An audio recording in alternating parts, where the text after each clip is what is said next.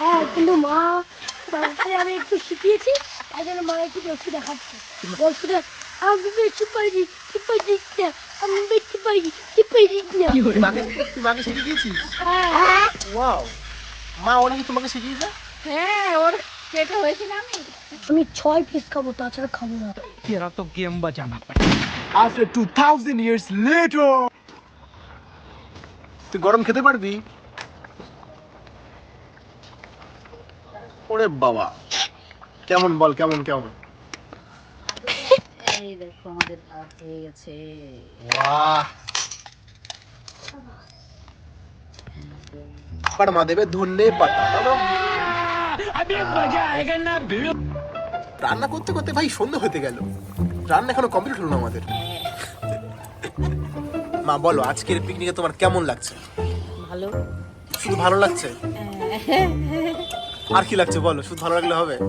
ভালো লাগছে আমি খেতে পারলে আরো ভালো লাগছে পেটটা তো পুজো করতে হবে না এই মাংসগুলো উপরে চলে এসেছে, মনে হচ্ছে খেয়ে নি, কিন্তু এখন মা দেবে গরম মশলা। এই যে মনীষ রেডি আছে স্পিকার নিয়ে গান শুনবে বলে।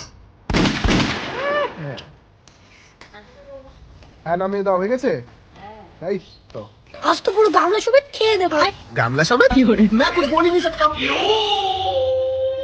ওয়াও গাইস, রান্না করতে করতে এখন মনে পড়লো যে মাঝখানে আমাদের ডাল আরো কিছু জিনিস করতেই ভুলে গেছি আমরা। না মানে রাগটা কিরকম ওঠে। একটা পিকনিক করলে একদিন পর একটা তো ভুল হয়ে গেল। হ্যাঁ ডাক বাসো ডাক। তো গাইস আমাদের পিকনিকের সব রান্না বান্না সব কমপ্লিট হয়ে গেছে। তো জানি না তোমাদের কেমন লাগবে এই ছোট্ট ফ্যামিলি একটা ব্লগ। তো মনীষ তোর কেমন লেগেছে?